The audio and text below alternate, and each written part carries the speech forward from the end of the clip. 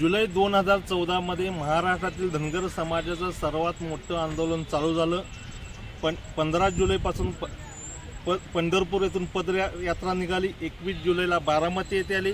21 जुलैपासून बारामतीच्या शारदा प्रांगणामध्ये उपोषणकर्त्यांनी आमरण उपोषण चालू झालं आणि 29 जुलैला राज्याचे तत्कालीन विरोधी पक्षनेते भाजप प्रदेशाध्यक्ष आणि सध्याचे महाराष्ट्राचे मुख्यमंत्री देवेंद्र फडणवीसांनी या उपोषणस्थळी भेट देऊन महाराष्ट्रातील तमाम धनगर समाजाला विश्वास दिला होता की आमची सत्ता येऊ पहिल्या कॅबिनेटमध्ये धनगर समाजाच्या आरक्षणाचा प्रश्न निकालीत करतो.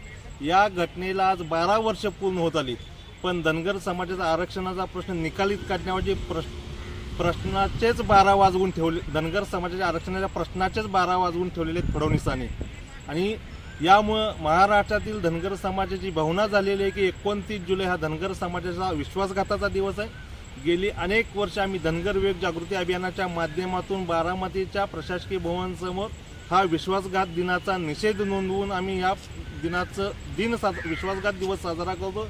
याही वर्षी आम्ही बारामतीच्या प्रशासकीय भवनासमोर 29 जुलै रोजी सकाळी 11 ते 2 या कालावधीमध्ये राज्यातील धनगर समाजाच्या वतीनं फडणवीसांनी धनगर समाजाला केलेल्या फसवणुकीचा विश्वासघाताचा निषेध नोंदवून विश्वासघात दिवस साजरा करणार आहे. महाराष्ट्रातील तमाम धनगर समाजाला माझं आव्हान आहे आपल्या माध्यमातून की या गेले 12 वर्ष ज्या पद्धतीने योजनांचं गाजर दाखवलं, योजना देऊन दिशाभूल केली, वेगवेगळ्या 30 असेल, सुधाकर समिती असेल, वेगवेगळ्या समित्या नेमून धनगर समाजाच्या आरक्षणाचा वेळकाढूपणा केलेला आहे. आणि या घटनेचा निषेध नोंदवण्यासाठी आपण सर्वांनी मोठ्या संख्येने बारामतीच्या प्रशासकीय भवनाजवळ 29 जुलै रोजी उपस्थित राहावे आणि फडणवीसांनी धनगर समाजाला वाजवलेले 12 आहेत, हे 12 वाजवलेले हे निषेध नोंदवून आपण त्यांना लक्ष वेधावं.